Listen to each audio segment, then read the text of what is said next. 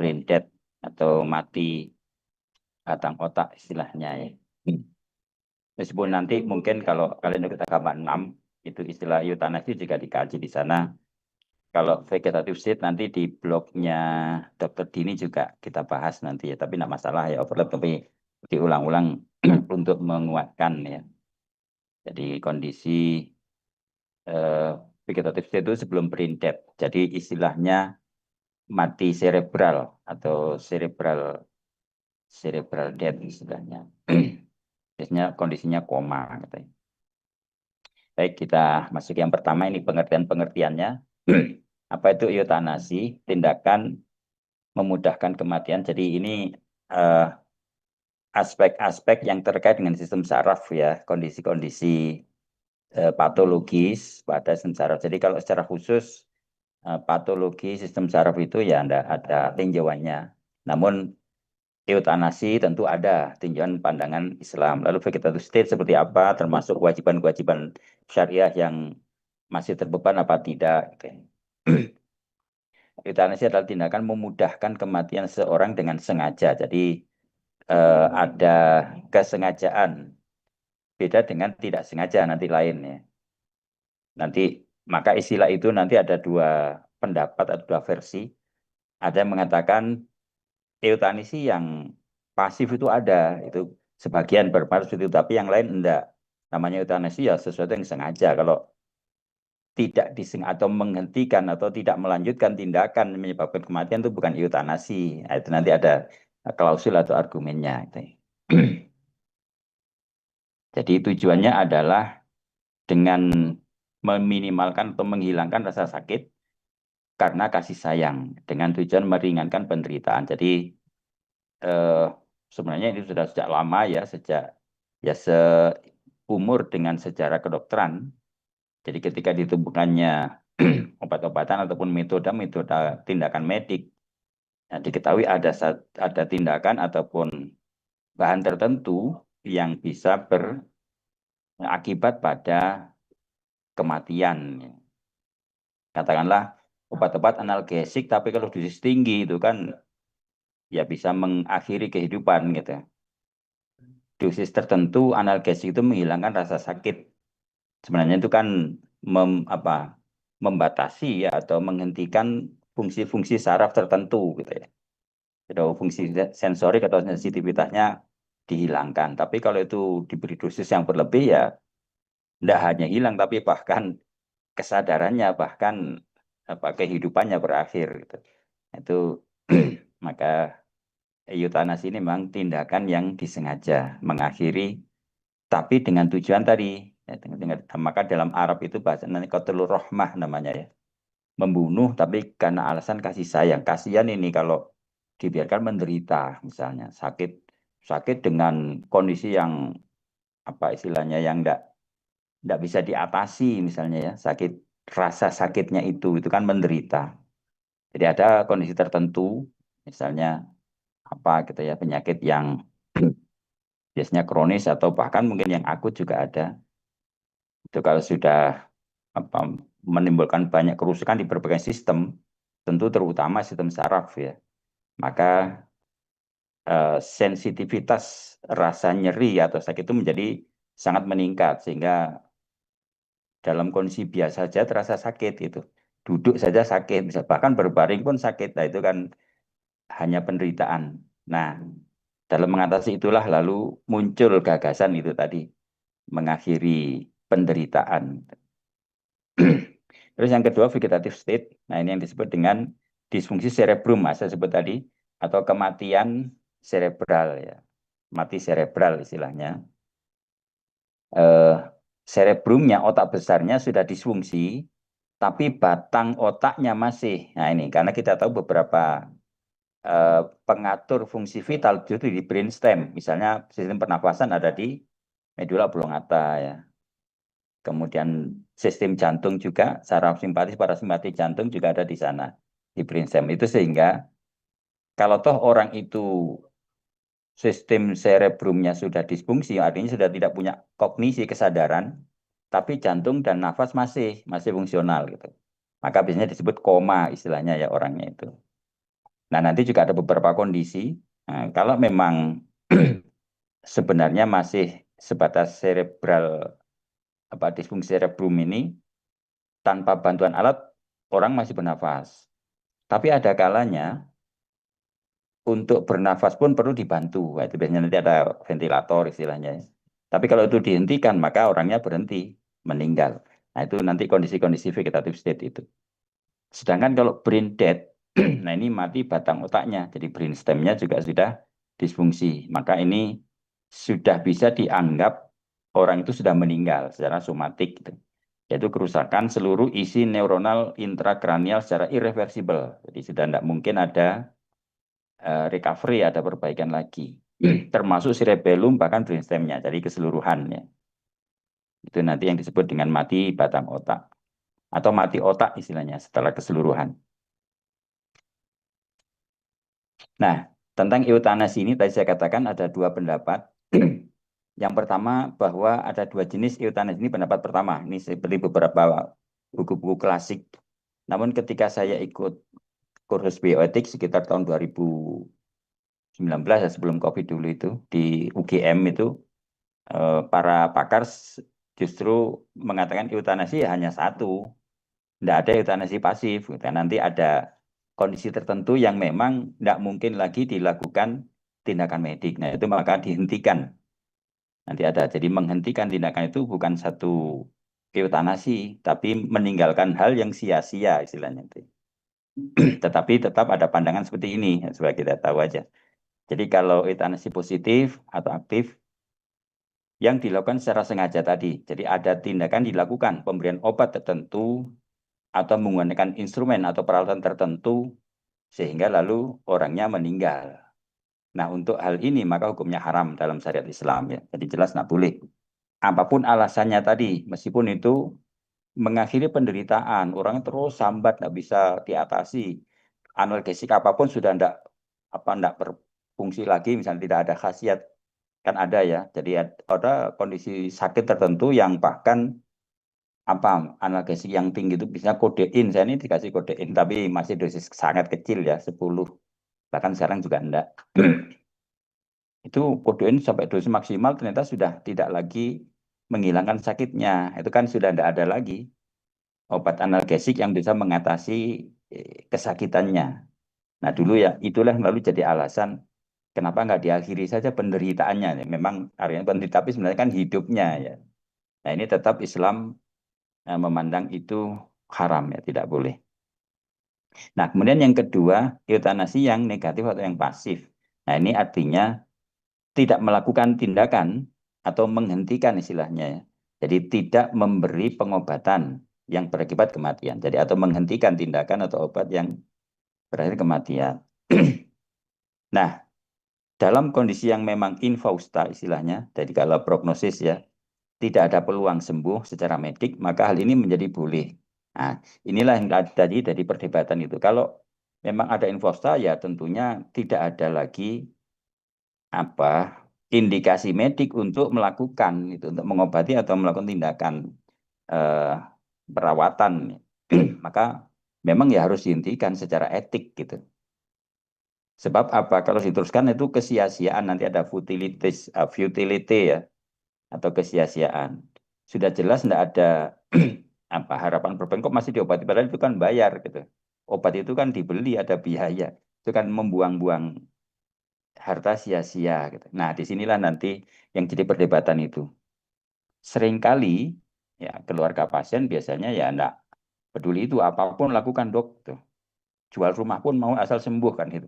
Nah, padahal di dunia medik kan tetap ada tadi. Ada nanti ada istilah ordinary, ada extraordinary. Jadi kalau sudah ekstra ya tidak ada lagi metode atau obat yang bisa dilakukan gitu. Nah itulah yang kemudian tadi ada dua macam. Ada yang mengatakan itu eutanasi tapi pasif. Ada yang mengatakan itu bukan eutanasi dan memang seharusnya seperti itu gitu. Jadi kalau memang infausta maka itu mungkin boleh. Jadi atau boleh atau mubah. Tapi kalau masih dubious ya, kalau fausta atau masih ada harapan, maka tetap seperti yang pertama tadi tidak boleh. Tetap harus dilakukan tindakan. Jadi tidak boleh menghentikan. Kalau menurut keyakinan, nah lagi-lagi ya, keyakinan dokter tindakan ini ada efek meskipun kecil. Meskipun nanti tetap ada pertimbangan lagi, memang ini di dunia etik juga kontroversinya cukup luas ya. Katakanlah tindakan atau obat ini memang ada manfaat atau pengaruhnya, tetapi resiko atau biayanya sangat tinggi misalnya. Tidak sebanding dengan biaya yang harus dikeluarkan. Ini kan juga harus jadi pertimbangan. Nah, katakanlah tadi misalnya dia pakai ventilator. Oh, ventilator jelas ya. Berhenti berarti selesai itu lebih jelas. Misalnya obat aja begini. Jadi tindakan pengobatan ini memang mengurangi rasa sakit misalnya. Tetapi dipastikan tidak akan recovery, tidak akan selesai. Artinya kalau dihentikan ya pasti akan berakhir hidupnya. Nah, ini yang tadi itu.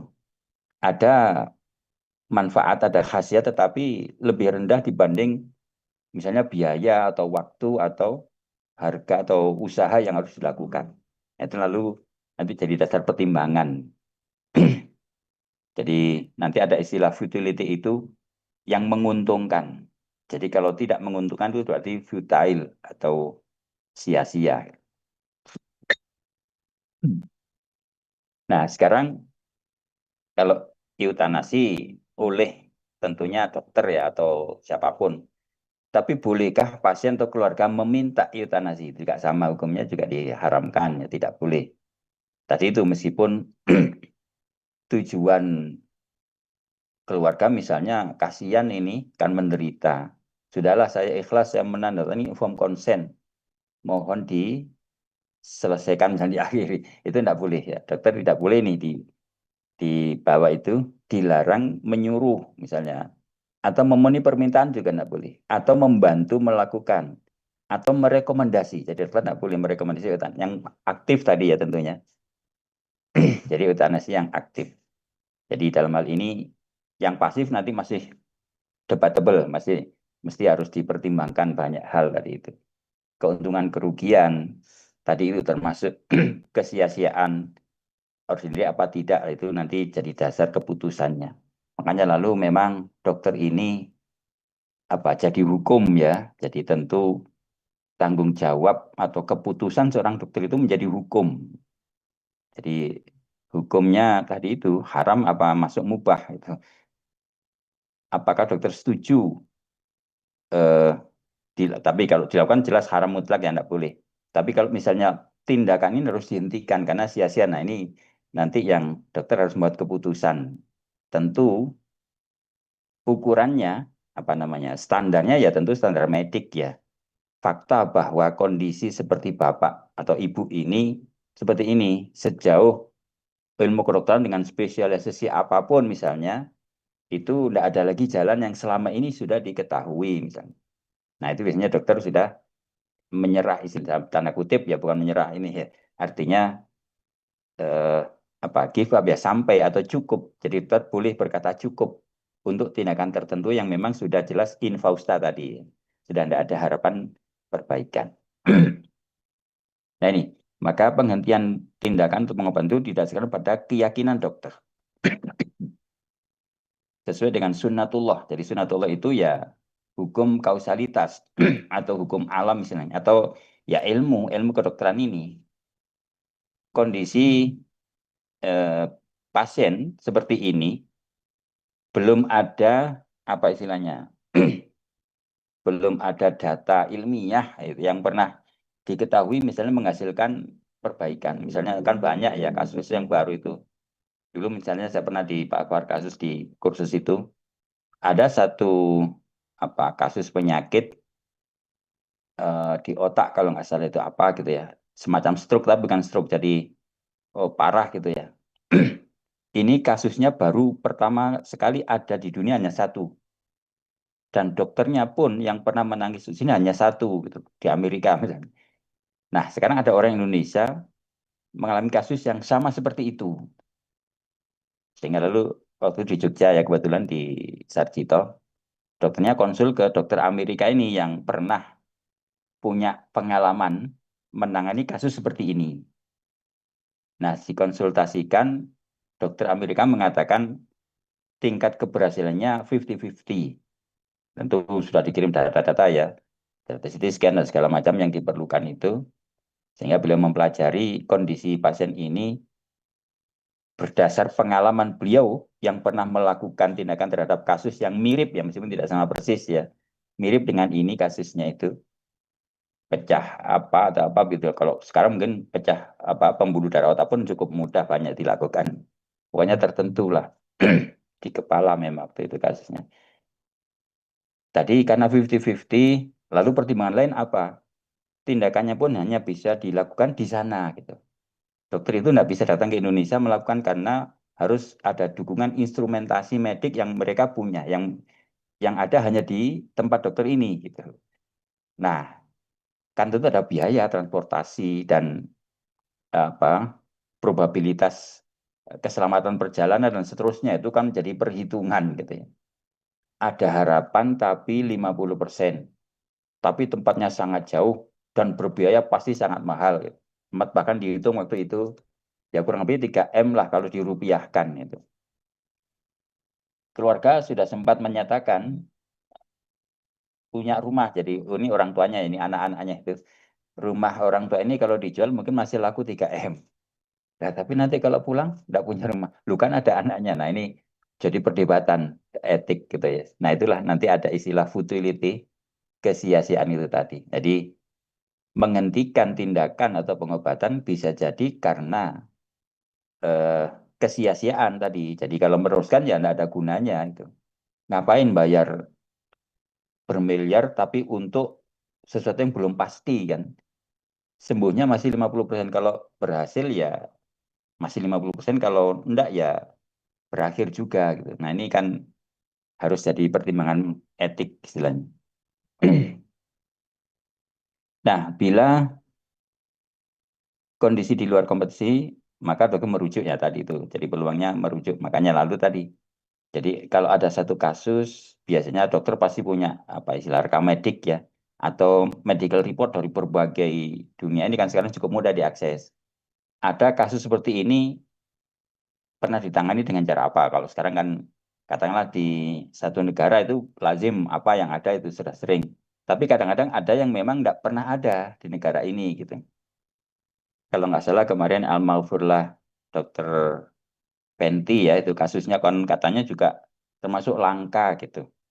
Atau jenis tumor atau apa begitu kata para dokter spesialisnya itu belum pernah ada di Indonesia kata beliau kalau nggak salah begitu. Saya sempat dirujuk ke Cina juga kan itu. Jadi bisa jadi seperti itu. Nah itulah maka lalu nanti dokter ahlilah yang memastikan, yang mendasari keyakinannya, keyakinan mediknya bahwa kondisi ini masih masuk kategori tadi ordinary atau extraordinary tadi itu. Nah, jadi itu tentang eutanasi. Jadi kalau eutanasi, jadi kalau hanya pendapat tadi, eutanasi hanya aktif saja maka hukumnya haram mutlak. Tapi kalau menghentikan tindakan, ada mengatakan eutanasi pasif, tergantung kondisinya tadi. Kalau infosta tidak boleh, tapi kalau maaf kebalik, kalau infosta maka boleh. Tapi kalau masih dubius atau posta maka tidak boleh menghentikan, harus diteruskan tindakannya. Nah, sekarang vegetative state, jadi ini satu kondisi tadi, jadi unaware atau unresponsive state istilahnya.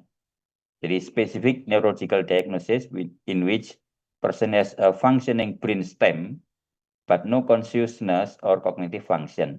Jadi brainstemnya masih berfungsi, tetapi tidak lagi punya kesadaran tadi itu ya. Jadi yang disfungsi adalah cerebrumnya. Jadi ini disfungsi terjadi pada cerebrum, tapi brainstem masih berfungsi. Nah, ini nafas masih ada, detak jantung masih ada tanpa alat bantu. Karena kita tahu pusat nafas dan pusat saraf parasimpatis jantung itu kan ada di brainstem. Masih ada siklus tidur dan jaga. Sesekali dia masih buka mata gitu. Bisa ada refleks dasar keluar air mata, masih ada, ini orang koma istilahnya kalau kita ya. Masih berkeringat dan lain-lain. Itu artinya beberapa fungsi saraf masih, tetapi fungsi utama yang ada di cerebrum itu disfungsi. Yang di sana adalah pusat kesadaran tadi. Kadang-kadang masih ada mendengus, merintih, tersenyum, dan lain-lain. Jadi itu ini lazim ya di orang tertentu. Banyak memang pada lansia. Dulu sempat ibu mertua saya mengalami ini beberapa lama, bahkan setahun lebih itu. Jadi sekali masih tahu, masih ingat anaknya, mas kadang-kadang lupa siapa gitu. Tapi kadang-kadang bicara, kadang-kadang enggak, kadang masih minta makan, kadang-kadang enggak mau apa-apa ya. Jadi kesadarannya sudah menurun atau bahkan hampir hilang gitu. Tapi jantung dan nafas masih normal, fungsional biasa, tanpa alat bantu. Nah, itu namanya vegetative state atau mati cerebral. Ya. Nah, kondisi ini biasanya tidak mampu mengikuti gerakan objek dengan matanya, biasanya tidak mampu merespon suara atau perintah, bicara komunikasi dengan kedip atau gestur, tidak bisa lagi, tidak bisa bergerak dengan tujuan tertentu. Jadi kadang gerak, nah, gerak vegetatif istilahnya ya. Jadi tanpa tujuan gerakannya. Tidak bisa berinteraksi dengan sekitarnya. Tidak menunjukkan tanda-tanda emosi atau perasaan. Tadi itu. Jadi kadang-kadang kok keluar air mata, tapi bukan karena perasaan tertentu. Menunjukkan tanda-tanda, tidak menunjukkan tanda kesadaran. Nah, orang dengan kondisi ini, nah itu tadi memang ada beberapa. Jadi dengan neurological state can survive for decade bahkan. Jadi kadang-kadang bisa masih bertahan beberapa tahun, bahkan sampai puluh tahun dekade itu ya, bisa beberapa dekade itu. Ada orang koma itu 10 tahun, 12 tahun ada juga. Tetapi yang banyak biasanya hanya beberapa tahun, 1-2 tahun biasanya. Ibu saya dulu, ibu mertua itu sekitar 2 tahun lebih, hampir mungkin 3 tahunan lah dalam kondisi itu. Jadi memang sudah betul-betul ya seperti ini kondisinya, tidak bisa lagi mengenali. Sesekali masih masih senyum, tapi senyumnya bukan karena ini. Diajak bicara, enggak paham, tapi kadang-kadang mau respon. Tapi makan masih bisa itu disuapi ya, kadang-kadang pakai sunde gitu. Nah itu kondisi vegetative state. Nah sekarang bagaimana aspek syar'i bagi pasien dengan ini, kondisi ini ya. Seorang kondisi vegetative state itu tidak termasuk mukallaf, sehingga tidak lagi berkewajiban melaksanakan syariat Islam. Misalnya sudah tidak wajib sholat, tidak wajib puasa. Meskipun kadang-kadang masih ya, kalau ingat aku kurang wudhu gitu. Ya dibutuhkan, ya, sebatas itu saja, sekedar ini. Meskipun sebenarnya itu komunikasi yang tidak nyambung tadi itu ya. Cuman karena dia ingin gitu aja mau.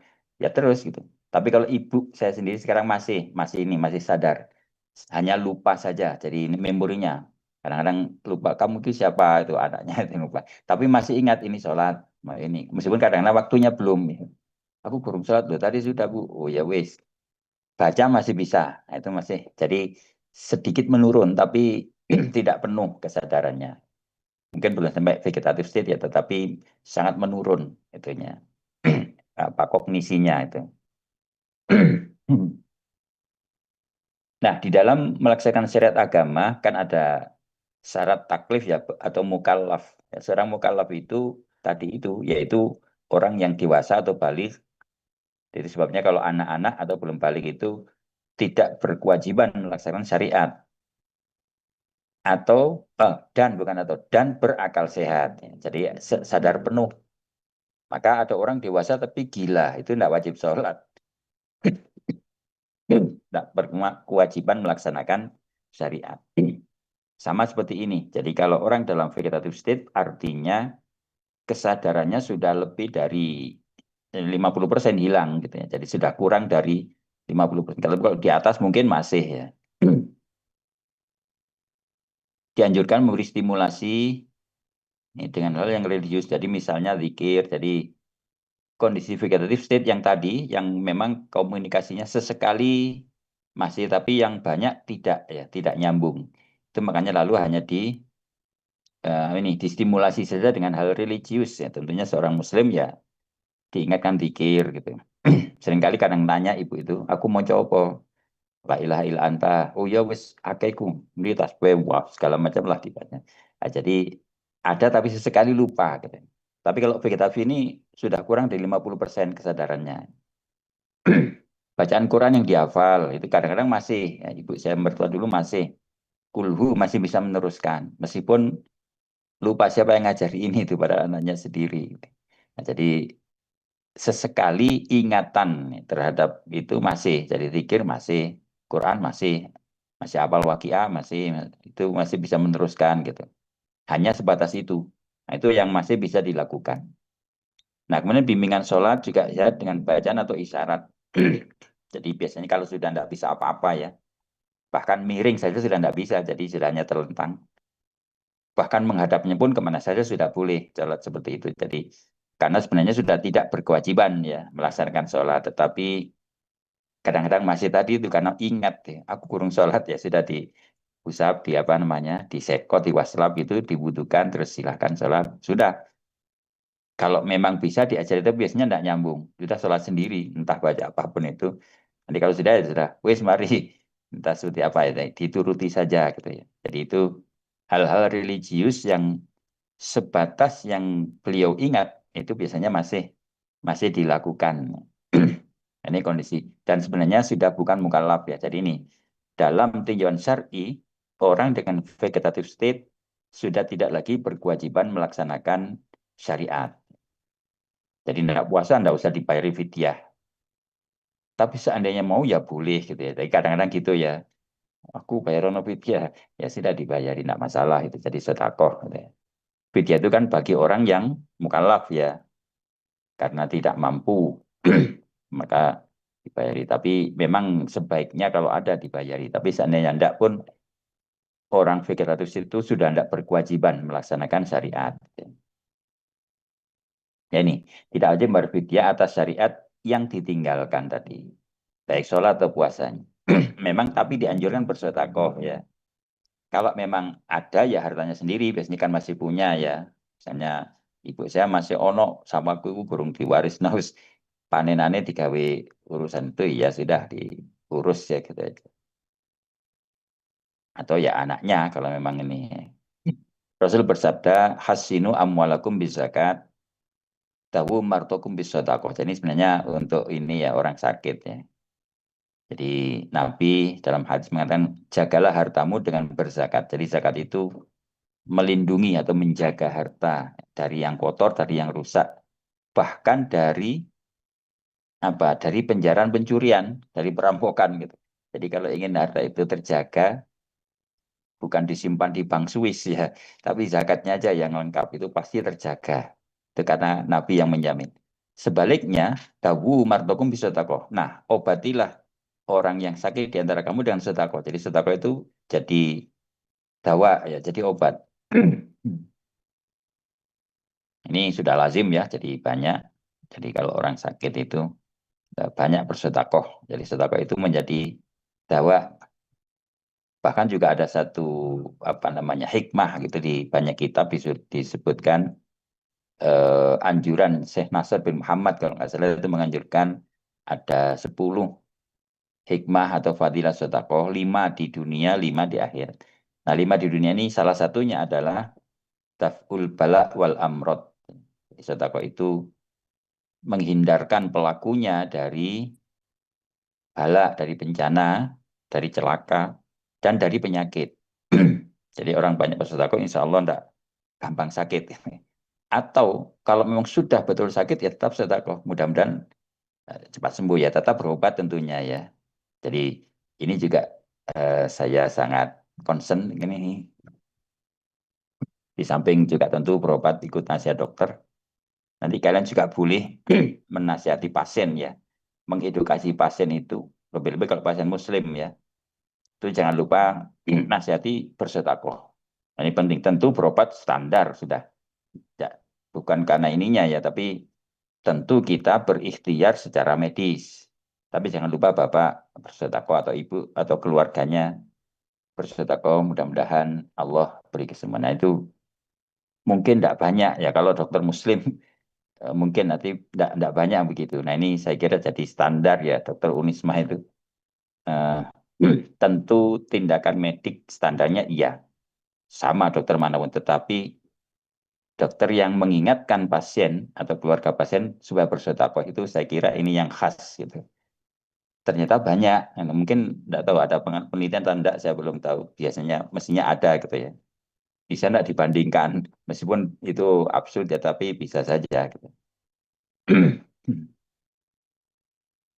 Nah, bagi orang-orang dengan kondisi vegetative state ini, kewajiban dan tanggungan sebelum mengalami ini tetap wajib dilunasi. Misalnya ini ya, punya hutang, fidyah, kafaroh ini tentunya untuk yang dilakukan sebelum mengalami koma kalau bahasa kita ya, atau vegetative state ini. Sebelum hilang kesadaran. Memang ini tidak mudah ya, karena biasanya terjadinya itu kan gradual ya.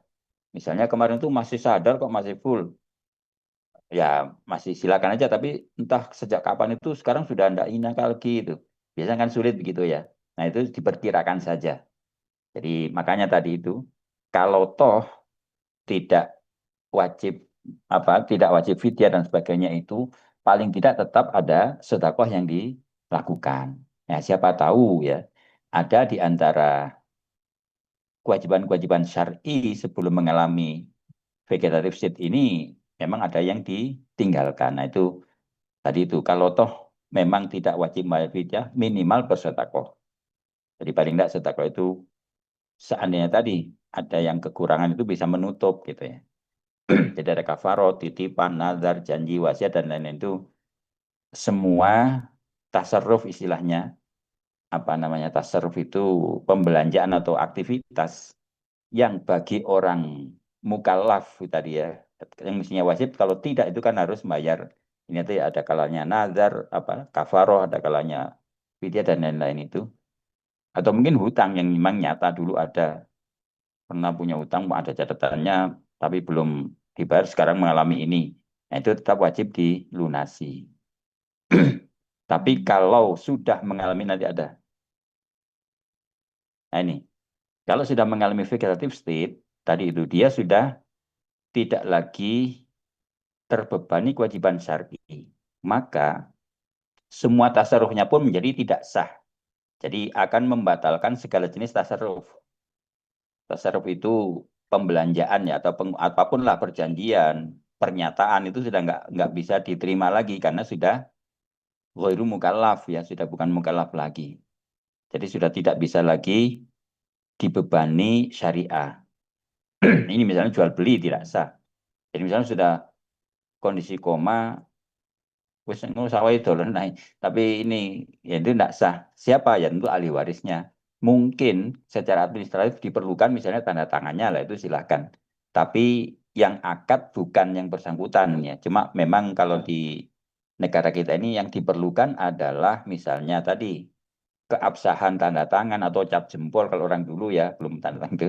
nah itu masih diperlukan tapi legalitasnya saja hakikatnya yang bertransaksi adalah yang masih mukallaf ya. Nah, ini yang harus dibedakan. Jadi orang dengan kondisi vegetative state itu tidak sah semua jenis tasarrufnya. Tadi itu bahkan sudah tidak terbebani kewajiban syariah. Maka apapun tindakannya itu bukan lagi mukallaf. Jadi berwasiat tidak sah. Menghibahkan juga tidak sah. Jadi tidak lagi berlaku gitu. Atau pernyataan hutang misalnya. Itu juga tidak sah. Jadi harus ketika masih sadar dulu. Nah, itulah yang diterima. Kalau memang ada lah itu tadi itu tetap wajib diselesaikan. Tapi kalau setelah vegetative state maka tidak lagi berlaku. Ini semua tasawufnya tidak sah kecuali penguatan ini atau penegasan yang sudah dilakukan. Nah, tadi misalnya dulu sudah pernah ngomong misalnya yang ini tak hibahkan gitu.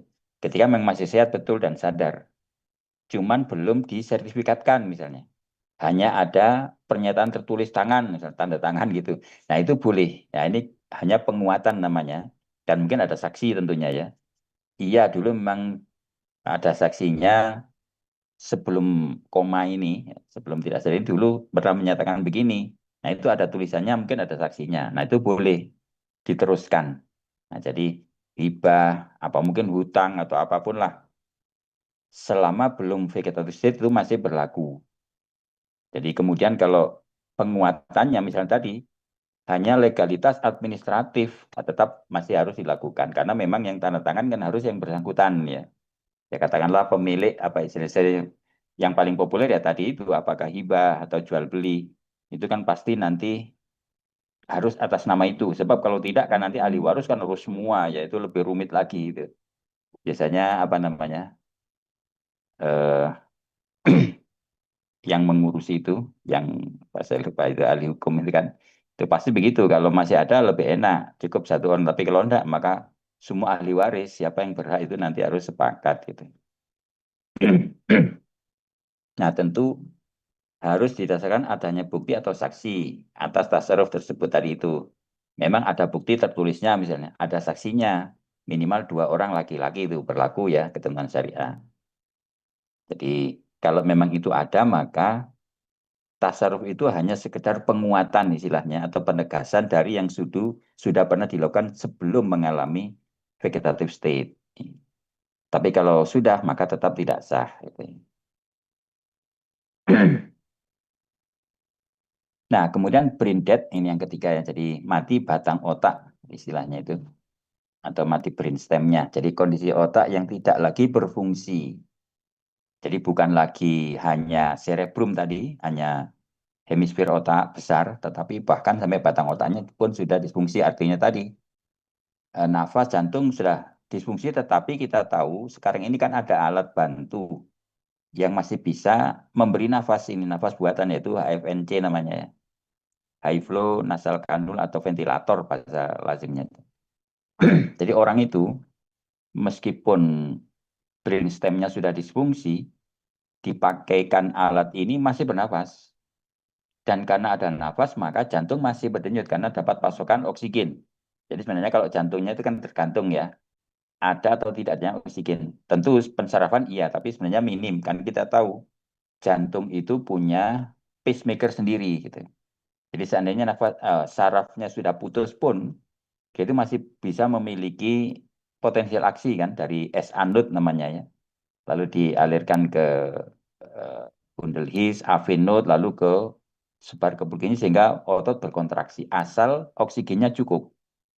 Nah, ternyata alat ini, ventilator itu bisa mencukupi oksigen itu gitu. Loh, parunya kan sudah tidak bisa berkembang, kan ditiup, makanya disebut high flow istilahnya. Jadi ada aliran yang kuat. Jadi nanti, nah seperti kalau kita memberi nafas buatan kan meniup ya, meniup paru-parunya orang yang kita beri nafas buatan itu kita sebul gitu supaya mengembang. Gitu. Nah kalau ini memang alat yang sudah diatur, ritme, volume, kekuatannya sudah bisa ditentukan sehingga pasti nanti parunya itu akan berkembang dan mengempis secara ritmik gitu ya, secara otomatis begitu. Nah, akibatnya tadi itu berarti maka aliran darah masih bisa mengikat oksigen sehingga oksigenasi tubuh khususnya jantung masih terpenuhi sehingga jantungnya masih berdenyut itu tadi. Nah, jadi ini alat HFNC atau ventilator itu. Nah, pada pasien dengan brain death itu masih bisa dilakukan. Nah, ini cukup banyak ya kasusnya. Yang cukup populer dulu kalian nggak menangi ya tahun 98 ya. Kalian lahir tahun berapa? Belum lahir ya, sudah belum. Pak Harto presiden kedua itu dulu. Oh, tapi obatnya nggak 98 tahun berapa itu ya. Itu kan mengalami ini. Jadi sudah mati batang otak sehingga sudah sepenuhnya tergantung pada ventilator. Itu hampir seminggu kalau nggak salah itu. Mestinya diteruskan tapi lalu oleh keluarganya diputuskan ya sudah berhenti karena arahan dokter ya sudah tidak ada gunanya.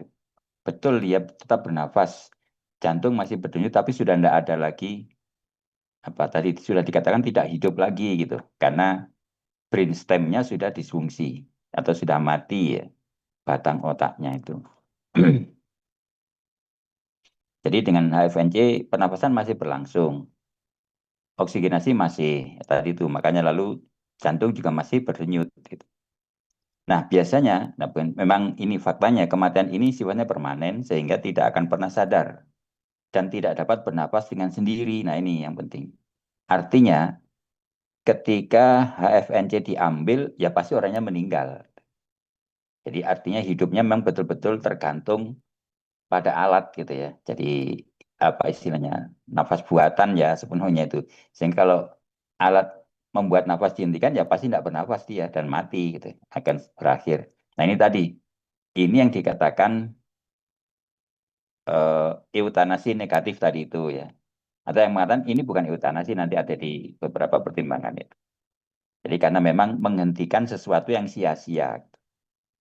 Kita tahu alat ini kan pasti berbiaya ya. Oksigen aja berapa itu? Satu tabung yang besar itu biasanya habis 1 hari itu sekian puluh ribu harganya itu. Dulu sempat ada yang hitung ketika COVID itu ya. Jadi kalau oksigen murni kita tahu pada kita nafas normal kita kan yang kita hirup dengan nafas dengan tidal volume namanya. Volume biasa itu kan 150 cc kurang lebih ya. Sampai 200 itu yang 20% kan oksigen. Nah, jadi oksigen murni yang kita hirup dalam sekali nafas biasa ini sekitar berapa? 150, 20 menit, 30 ya. Kita 30 cc oksigen murninya itu. Itu kalau ditabung itu ada yang harganya berapa? Nggak tahu itu. Nanti kalian tanya itu. Yang besar itu ya bisa ratusan ribu kan. Itu habis dalam 1-2 hari. Sehingga waktu itu dihitung kalau kita ini nafas itu bayar oksigennya itu per bulan kalau nggak salah itu sekitar 5 miliar atau berapa itu. Seandainya itu dirupiahkan oksigennya gitu ya. Wallahu alam. Jadi eh, itu sungguh satu yang mahal gitu ya. Nah, kalau buatan seperti itu kok diteruskan padahal ini kan menghabiskan biaya. Makanya tadi ada istilah futility ya, ada kesia-siaan. Seorang mengalami batang otak tidak lagi punya kesempatan untuk pulih ya. Jadi memang dipastikan. Jadi kalau sudah disfungsi brainstem tidak akan ada harapan. Padahal tadi itu cerebral apa disfungsi saja kemungkinan juga kecil karena kita tahu sel saraf ini kan yang memang tidak bisa recovery ya. Jadi kerusakan sel saraf itu tidak seperti sel lain, apalagi kalau epitel itu gampang pasti nanti tumbuh lagi kan terus menerus ya. Tapi kalau sel saraf itu kan tidak bisa regenerasi, tidak bisa recovery, sehingga kalau terjadi kerusakan ya pasti berakhir. Jadi tidak ada lagi regenerasi atau peremajaan sel baru itu pada sel-sel saraf, termasuk saraf pusat. Sehingga lalu ketika terjadi disfungsi karena memang nekrosis ya kematian ya sudah selesai gitu. Jadi meskipun tadi mungkin yang disfungsi hanya cerebrumnya, brainstemnya masih, tapi sebenarnya itu kan hanya menunggu waktu sebenarnya ya. Jadi menunggu waktu sampai kapan nanti brainstemnya juga akan berakhir gitu ya, jika akan berhenti atau mengalami kerusakan juga gitu. Cuman tadi bahkan bisa 1 dekade itu, bisa 10 tahun lebih itu. Ya, jadi tergantung kondisinya. Nah, kondisi ini biasanya sudah dianggap meninggal secara medisnya tadi itu. Jadi kalau brain dead atau disfungsi brainstem itu sebenarnya secara medik orang ini sudah disebut meninggal dunia. Meskipun tadi kalau dipasang ventilator masih bernafas, denyut jantung masih terdeteksi gitu, pakai EKG masih ada. Karena tadi jantung memang punya pacemaker sendiri, asal ada oksigen dia bisa berdenyut gitu. Tapi kan ini sifatnya vegetatif namanya ya. Jadi tergantung pada alat tadi itu. Nah itu makanya kondisi ini sudah dianggap meninggal. Jadi atau meninggal secara somatik istilahnya. Nah, oleh karenanya penggunaan ventilator bisa dihentikan. Jadi tadi itu karena penggunaan sudah menjadi sesuatu yang sia-sia ya. Nah, pelepasan ventilator pada pasien dengan mati batang otak ini disebut eutanasi pasif tadi yang tidak dilarang karena memang sudah tidak ada harapan untuk curing atau kembali gitu ya.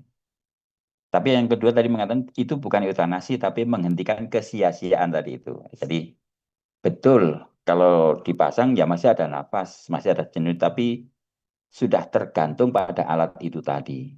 Beda dengan koma tadi ya. Kalau koma itu tanpa alat masih nafas masih, jantung masih. Cuma tidak ada kesadaran.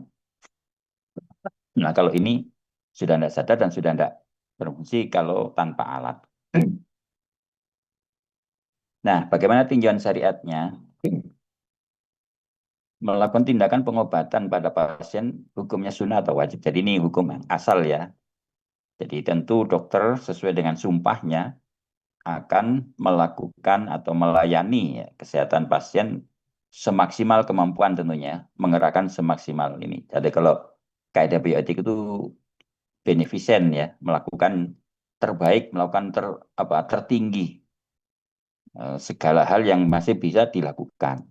Oh ini perlu operasi, oh ini perlu obat ini ya, segala macam lah gitu ya. Ini saya mungkin cerita, mungkin sudah sering gitu. Ketika terdiagnosis dengan berbagai metode gitu kan, akhirnya diketahui, wah ini ada adenokarsinoma wild type di paru saya ini. Berarti nanti kemoterapinya pakai ini. Jadi waktu itu dokter Silvi ya ke rumah, anu dok nanti pakai yang platinum. Saya tidak tahu apakah itu jenis atau yang mengandung platinum itu. Kata beliau itu, oh ya sudah kalau gitu. Jadi apapun yang apa mungkin itu dikerahkan ya secara maksimal itu namanya eh, itu sudah jadi standar ya atau sumpah setiap dokter untuk menangani semaksimal kemampuan semaksimal daya atau potensi yang ada, pengetahuannya, obatnya maupun instrumennya gitu. Nah, tapi pada pasien dengan mati batang otak ini diketahui maka prognosnya infausta tadi sudah tidak ada harapan kan tadi. Kalau toh masih bernafas ya karena ada alat ventilator itu gitu. Kalau toh dihentikan ya pasti dia tidak bernafas lagi.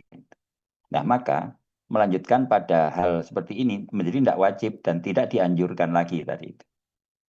Jadi kita tahu kalau kondisi biasa berobat itu hukumnya sunnah atau bisa wajib. Nah, kemarin ada kondisi ya misalnya penyakit yang menyebabkan terganggunya pelaksanaan kewajiban. Padahal ada dokter yang bisa menangani penyakit itu dan pasien bisa menemui atau bahkan bisa membayar biaya lah gitu yang paling banyak kan itu. Maka dia wajib berobat. Jadi berobat pada kondisi ini menjadi wajib. Karena jelas ada dan dia bisa.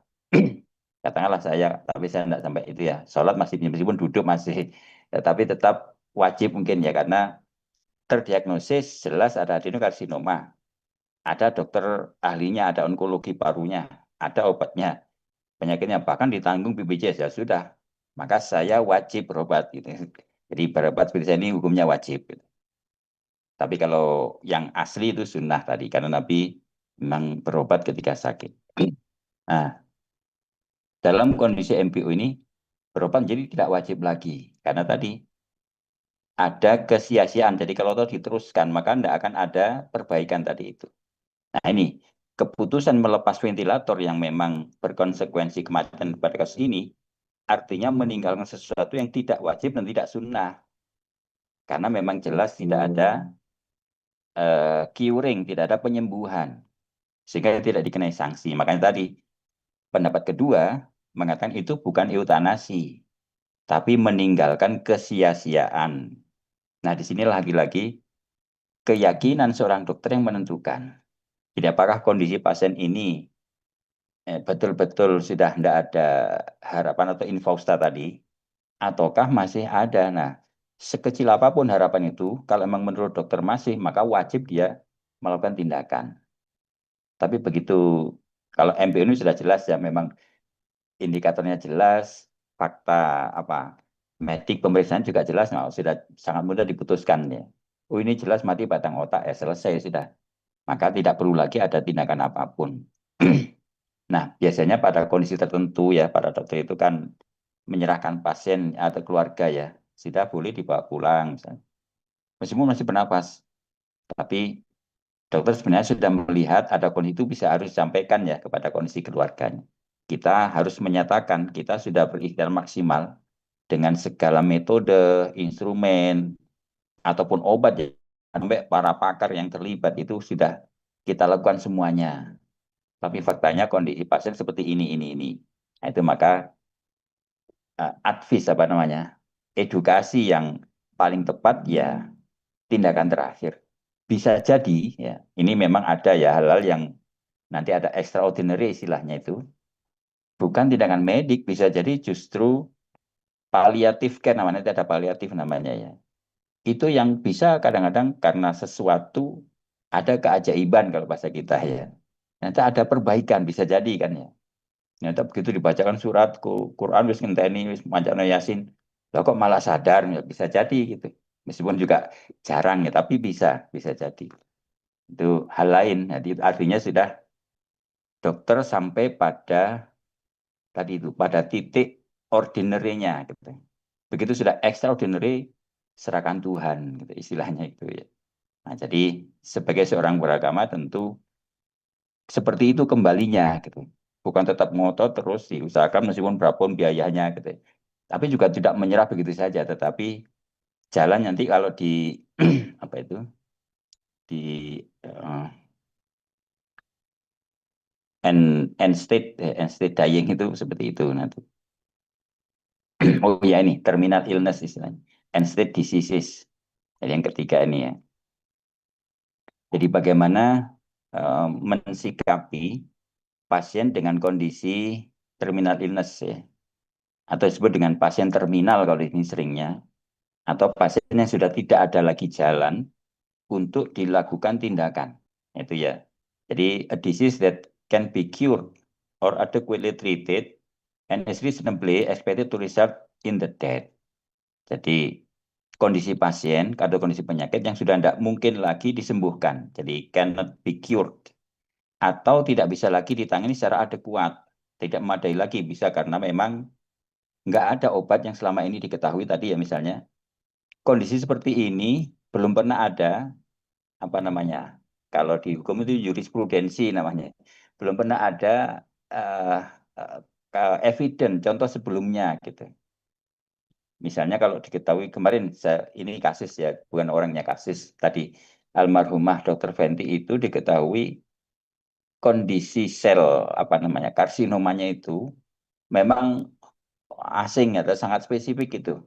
Sehingga memang belum dikenal istilahnya belum pernah ada kasus seperti itu gitu di sini. Maka lalu dokter onkologinya juga nggak bisa ini. Kan nggak boleh coba-coba ya.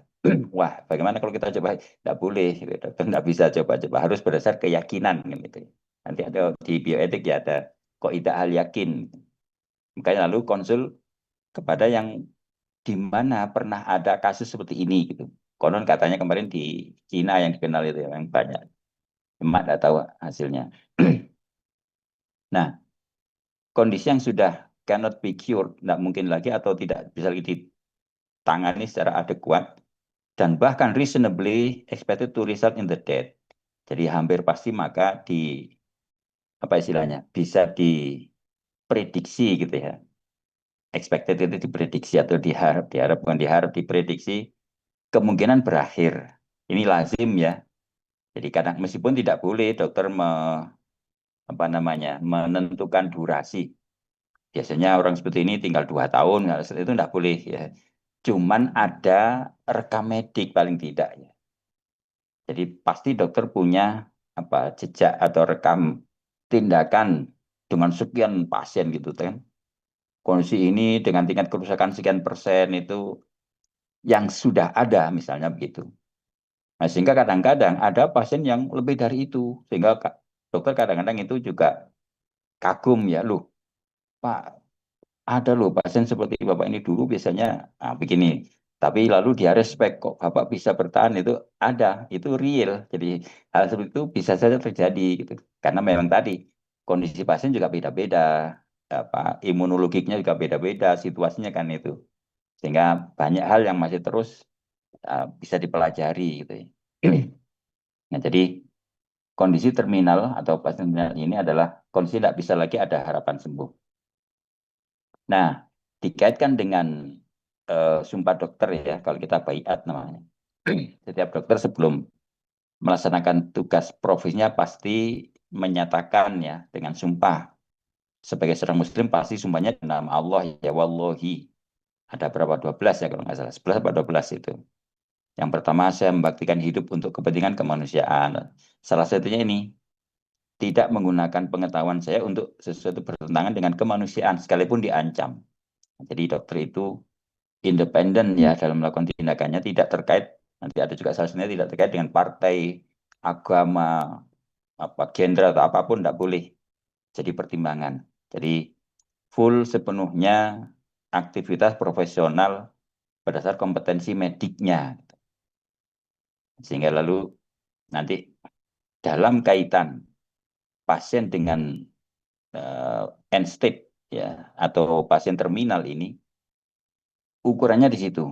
Jadi sejauh pengetahuan dokter sebagai ahli, sebagai tenaga medik, kondisi pasien ini tidak ada lagi tadi, tidak ada lagi harapan, kan cannot be cured ya. Tentu reputasi ya, contoh pasien sebelumnya sudah ada gitu. Nah, jadi itu dasarnya. Jadi bukan lepas tanggung jawab ya, tapi betul-betul apa fakta apa ilmiah tadi itu, evidence based istilahnya. Saya menghormati setiap hidup sejak saat pembuahan ini, Pak. Jadi selama masih ada harapan tadi itu, sekecil apapun, tetap dokter akan melakukan tindakan. Tapi kalau sudah betul tidak ada tadi itu, ada saat dokter itu mengatakan enough, gitu, cukup gitu. Atau hand up istilahnya, angkat tangan istilahnya kalau bahasa itu ya yang umum itu. Wah ini dokternya sudah angkat tangan, kadang-kadang begitu ya di kalangan pasien itu.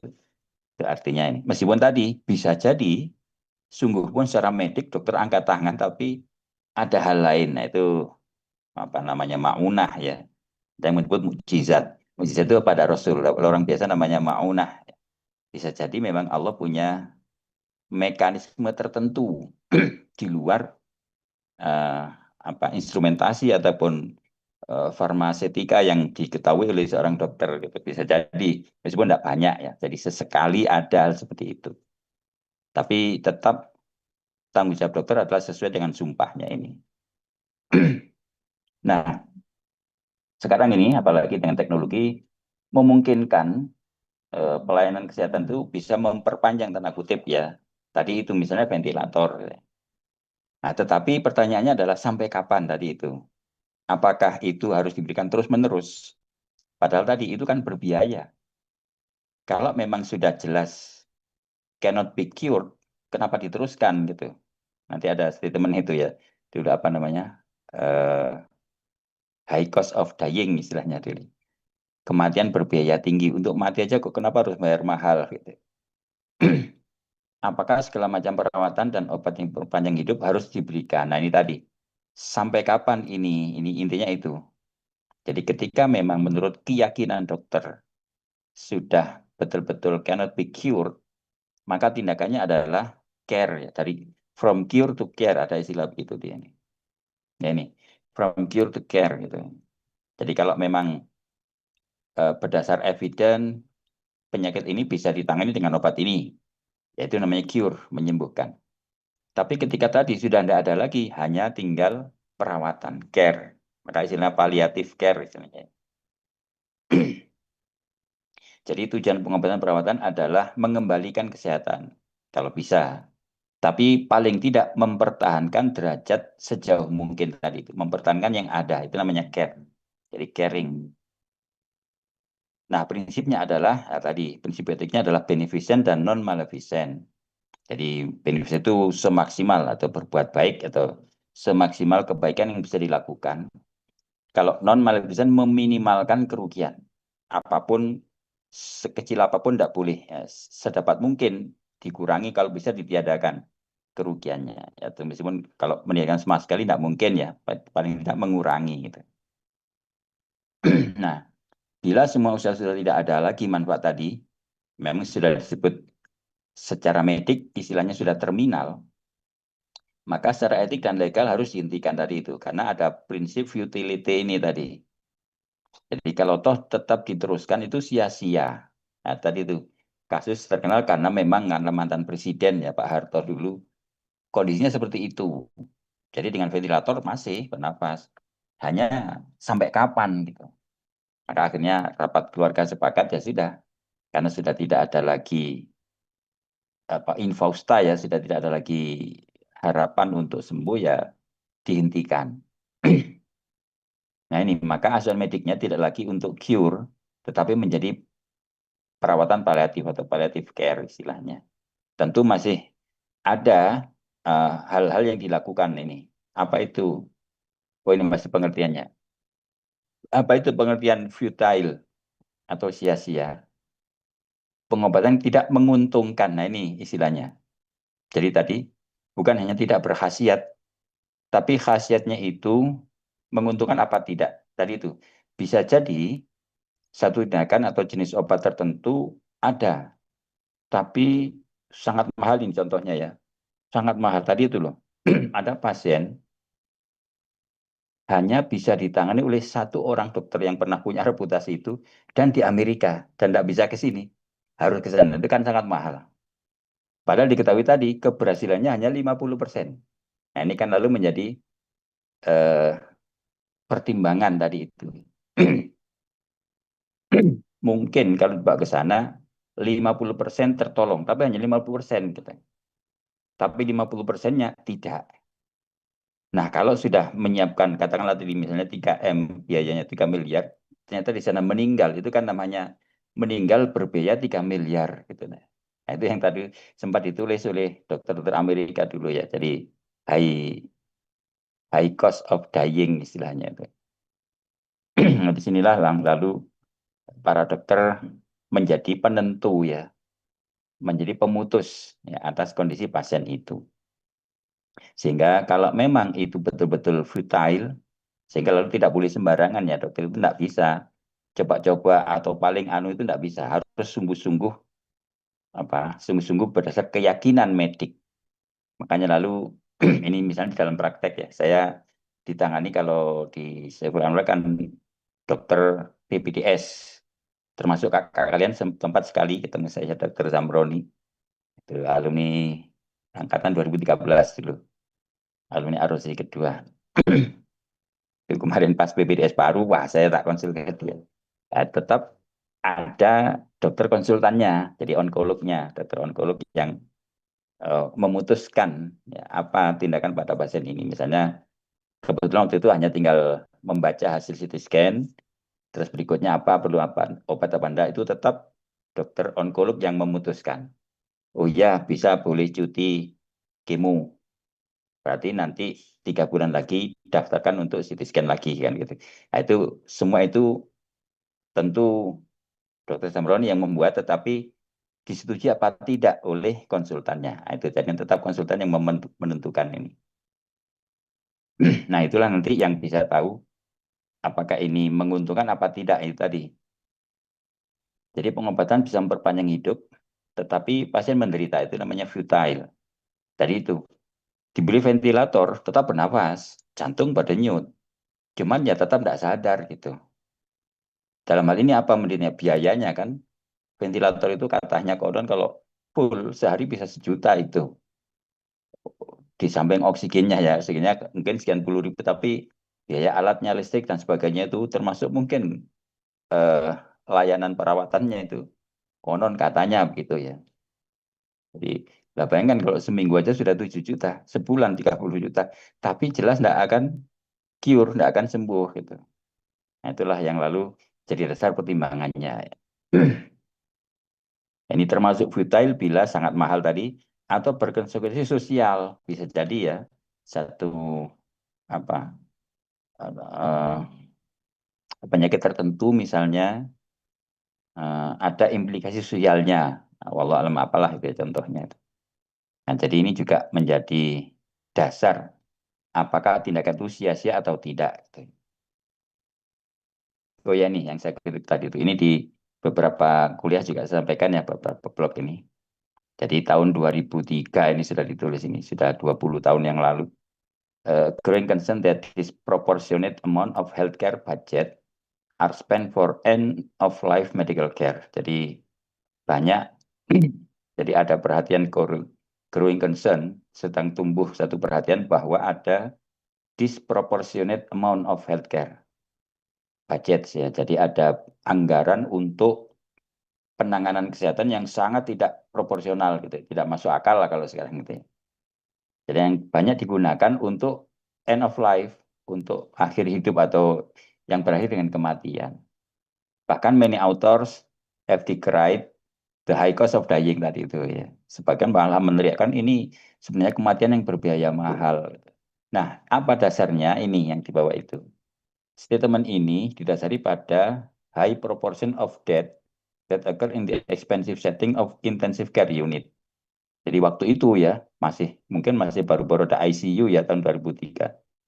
Kalau negara maju mungkin sudah lama ya, tapi faktanya tingkat kematian, jadi high proportion of death itu kematian masih tinggi. Konon dalam cerita itu masih 73% di tahun itu ya. Pas di rumah sakit itu yang dipakai penelitian ini, itu 73% pasien ICU itu meninggal.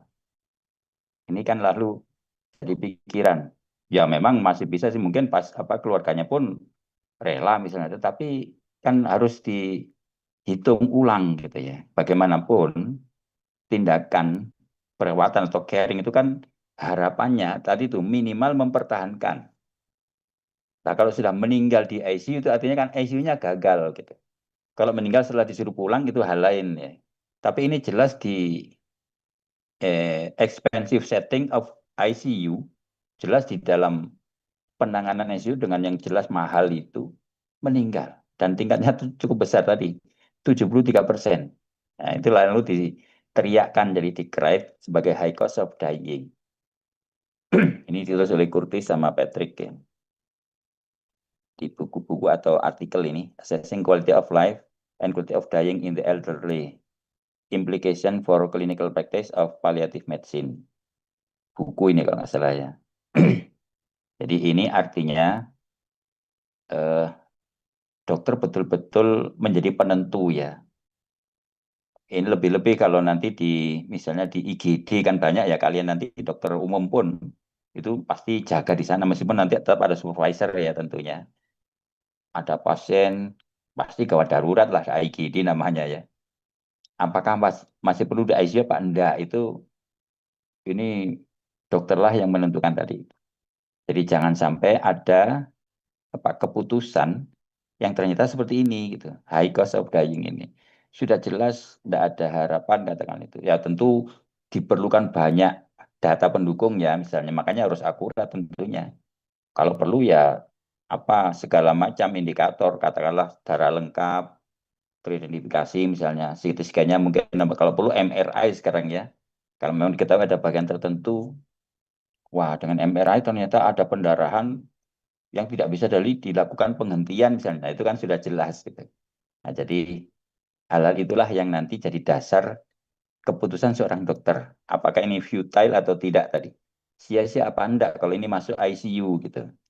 Jadi tidak semua pasien gawat masuk ICU ya. Tentu tergantung. Ya mungkin ya sesekali ya apa istilahnya. Bahwa pertolongan cepat itu diperlukan. Bisa jadi kan apalagi IGD ya, di IGD itu.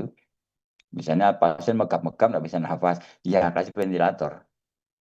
Bahwa nggak tertolong itu hal lain, memang belum sempat, misalnya belum dicek lagi misalnya darah lengkapnya seperti apa. Nah, cuman sekarang sudah sangat cepat ya. Sel pemeriksaan darah lengkap itu biasanya beberapa menit saja sekarang. Saya itu biasanya kalau di Sabang itu 1 sampai 2 jam sudah keluar hasilnya lengkap seluruhnya itu. Itu pun karena antri gitu ya. Seandainya langsung itu mungkin hanya beberapa menit sudah bisa keluar hasilnya itu. Jadi 1 jam itu karena pasiennya banyak. Jadi sampai 60 ambil semua itu kan lalu satu-satu. Tapi sebenarnya dengan alat-alat apa instrumen yang modern itu dengan teknologi sangat mudah. Eh, Dokter punya data-data tentang pasien ini gitu. Nah, inilah nanti jadi dasar keputusan futility-nya. Jadi sia-sia apa tidak tindakan itu. Nah, ini hampir sama. Ada ordinary dan extraordinary. Ini saya dapat ketika kursus bioetik dulu ya. Jadi dalam dunia praktek kedokteran juga ada prinsip ordinary itu lazim, kelaziman. Dan yang extraordinary, yang tidak lazim. Nanti ada poin-poinnya atau itemnya. Gitu ya. Ada yang menyebut proporsional dan tidak proporsional tadi itu. Jadi tindakan ini, pengobatan ini atau apapun ini, proporsional apa tidak tadi itu. Memang iya, masih ada harapan, tetapi sangat mahal misalnya tadi itu. Nah, kan sudah tidak masuk akal gitu misalnya. Atau sangat sulit dijangkau. Nah, tapi tadi ya harus ingat, umumnya keluarga pasien itu tidak paham ini, maka harus dipahamkan ya. harus diberi edukasi gitu. Makanya lalu biasanya keluarga sudah lah dok, apapun lakukan, berapapun biayanya misalnya. Kalau perlu jual rumah pun mau. Ini lazim dan itu banyak keluarga seperti itu gitu. Tapi tentu harus dipahamkan apa itu extraordinary gitu. Jadi ketika itu sudah tidak proporsional, ya jangan gitu ya. Maka tadi keputusannya adalah pada caring, bukan lagi pada curing gitu ya. Nah, plan kesehatan hanya berkewajiban untuk yang ordinary saja tadi itu. Kalau yang ekstra, maka sudah tidak wajib dilakukan namanya ekstra ya. Kalau sudah di luar kewajiban atau tanggung jawab dokter. Jadi ketika ada satu pasien ternyata ditangani tidak tertolong itu tidak selalu dokternya salah, bukan berarti malpraktek gitu ya. Kan kadang-kadang gitu. Pasien tidak paham, lu keluarga saya kok meninggal di IGD. Nah, dilihat dulu datanya ketika masuk bagaimana kondisinya. Oh, memang sudah ada perdarahan cukup lama misalnya. Dan ketika di situ sudah tidak bisa bernapas dan mau ditransfusi sudah nggak nututi misalnya. Kan sudah hal lain. Ya. Itu namanya extraordinary. Nah ini, syarat yang disebut ordinary itu ada 6 ini ya. Jadi ada syarat teknis medis bahwa tindakan itu teruji secara ilmiah. Jadi tadi itu tentunya ada apa evidence ya, evidence base, ada fakta, ada bukti yang pernah dilakukan.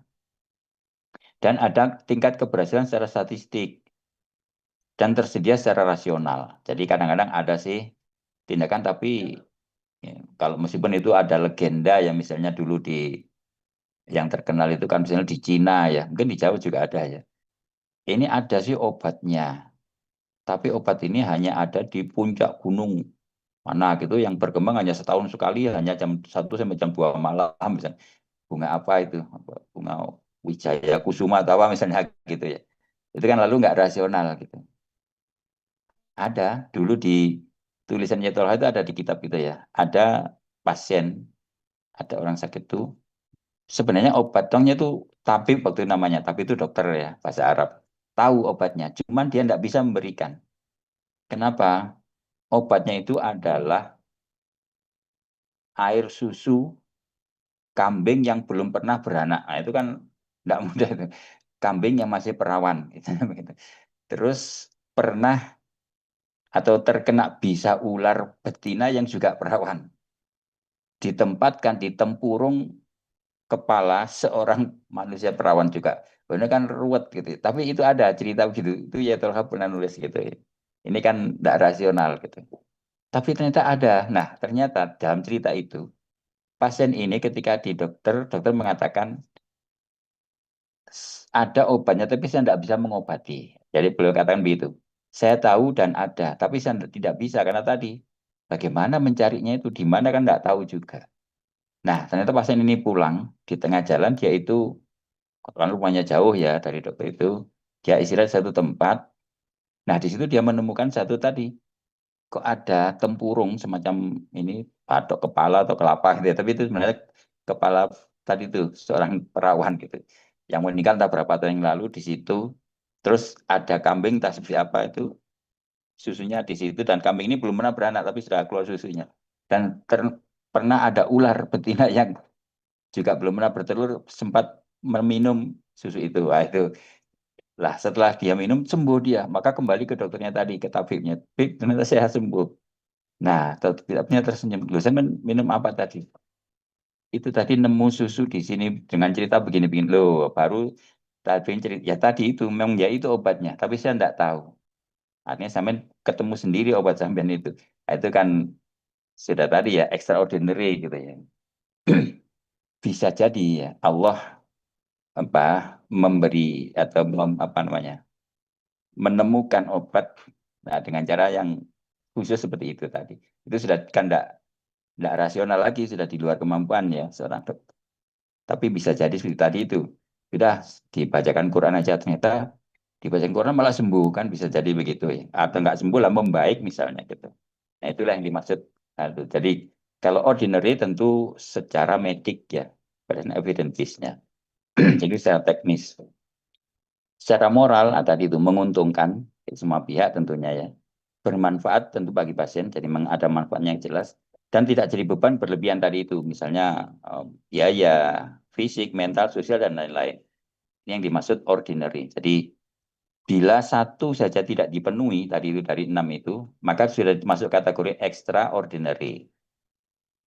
Ada sih metodenya, ada tapi mahal tapi tadi itu ya. Ada dokter punya reputasi itu, bahkan bisa memprediksi. Tapi sangat mahal, itu sudah extraordinary. Atau tadi tidak rasional, tidak bisa menemukan tempatnya. Dokter tidak wajib melakukan hal yang extraordinary. Nah, segala konsekuensi dari kondisi ini bukan tanggung jawab dokter. Jadi bukan berarti lepas ya, tetapi dokter itu bertindak tadi ada kaidah hal yakin namanya ya di bioetik kedokteran Islam itu. Di samping kaidah niat, yang kedua kaidah hal yakin. Semua keputusan dokter itu didasari keyakinan medik ilmiah tentu yang dia pahami, yang dia kuasai. Jadi tidak boleh hanya coba-coba atau mengira-ngira, itu tidak boleh. Betul-betul besar keyakinan medik yang dia. Saya contoh ya, saya dulu ketika kemo itu yang keempat dan kelima, jadi yang keempat itu leukositnya menurun. Maka oleh dokter yang menangani ini ada evidence base, ada bukti pasien-pasien dengan kondisi seperti saya itu kalau diberi antiinflamasi namanya metilprednisolon itu dosisnya rendah 16 ya per hari, jadi 8 miligram per hari kali 2, jadi 16 miligram per hari. Dalam beberapa hari itu ternyata meningkat. Nah, ternyata betul. Jadi saya bahkan 2 kali. Jadi yang kelima sama kemo yang keempat sama kelima itu begitu. Jadi yang mau keempat itu leukositnya 3,2 kalau nggak salah, rendah sekali. Setelah diberi itu ternyata ketika mau kemo sudah meningkat menjadi 5,8. Nah, itu memenuhi syarat. Terus yang kelima itu juga sama 3,8. Jadi kurang dari 4. Itu sebenarnya waktu itu dokter PPDS yang menangani saya menyetujui, tapi oleh dokter konsultan dilarang, loh, tidak boleh, wong kurang dari 4 kok mau di kemo. Terus beliau mengajukan, agak lama karena beliau mengajukan, ada artikel dok yang ini, mana? Sampai dikirim. Ternyata kata konsultannya, oh tidak bisa, itu artikelnya harus direvisi. Pokoknya dia tetap harus tidak boleh kurang dari 4.000 leukositnya itu ya kalau mau kemo itu. Akhirnya saya dikasih treatment lagi seperti itu. Ternyata juga meningkat lagi jadi atas 5, sekian gitu ya. Itu sudah normal. Nah, jadi keputusan melakukan itu betul-betul berdasar fakta ya atau evidence tadi itu.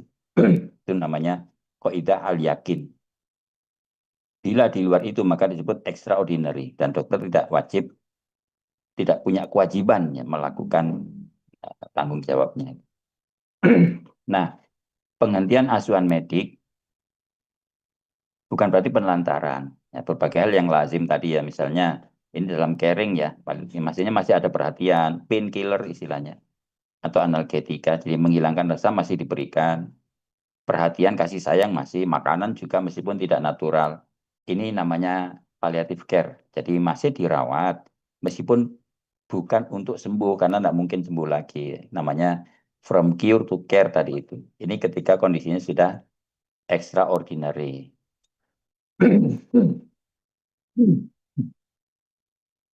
Kematian pasien bukan sebagai kegagalan dokter, asal kewajiban tadi ya sudah dilakukan. Jadi hal-hal yang memang masih dalam batas ordinary itu sudah dilakukan tadi seperti standar medik, standar apa kalau SOP ya SOP lah itu. Jadi dasar diagnosisnya jelas, dokumen atau data-data pemeriksanya jelas, lakukan. Tapi kalau sudah di luar itu sudah tidak ada lagi kewajiban tadi itu. Sehingga kalau toh faktanya pasien kemudian meninggal, bukan berarti gagalnya dokter, jadi tidak bisa dianggap, tapi memang di luar kemampuan tadi. Tidak ada kewajiban mempertahankan hidup dengan segala cara tadi. Nah, ini lagi-lagi seringkali ya keluarga ini nanti. Makanya lalu seorang dokter itu mesti punya apa art ya, kemampuan mengkomunikasikan kondisi pasien kepada keluarganya. Sudahlah dok, apapun tadi itu sampai jual rumah pun mau. Nah, ini harus dipahamkan. Tidak begitu Pak, namanya pengobatan itu ada ukuran-ukurannya sebagai hamba. Ya, ini mungkin mudah dikembalikan kepada eh, apa kaidah-kaidah agama ya. Kita ini hamba tetap dibatasi oleh Tuhan. Tentu Allah Maha segalanya. Tapi sebagai hamba kita ini kan dibatasi, pengetahuan kita dibatasi, kecanggihan teknologi kita juga dibatasi oleh Tuhan. Tapi tetap kita ikhtiar maksimal sebatas yang segala teknologi bisa kita lakukan tentunya iya. Tapi tetap ada batasan. Nah, di situ supaya keluarga pasien juga bisa memahami adanya ordinary dan extraordinary ini. Ya nih, ada satu titik di mana dokter berkata cukup gitu ya, apabila extraordinary tadi. Jadi maka rekomendasinya biasanya kan sudahlah boleh dibawa pulang asal membaik nanti bisa lebih banyak dibacakan Quran dan sebagainya itu tadi. Tapi tetap obat analgesiknya nanti kalau panas tambah ini dan itu masih diberikan. Terus sekedar palliative care tadi ya. Jadi itu from cure to care tadi. Ini kondisi pada instead end state kebalik end state diseases atau kondisi penyakit terminal. Oke, sampai sini mungkin ada pertanyaan. Jam 2 ya. Mungkin masih belum ada pertanyaan dokter. Oke, nggak ada, berarti bisa kita akhiri ya. Kita akhiri dengan doa kafaratul majelis. Subhanakallahumma wa bihamdika asyhadu an la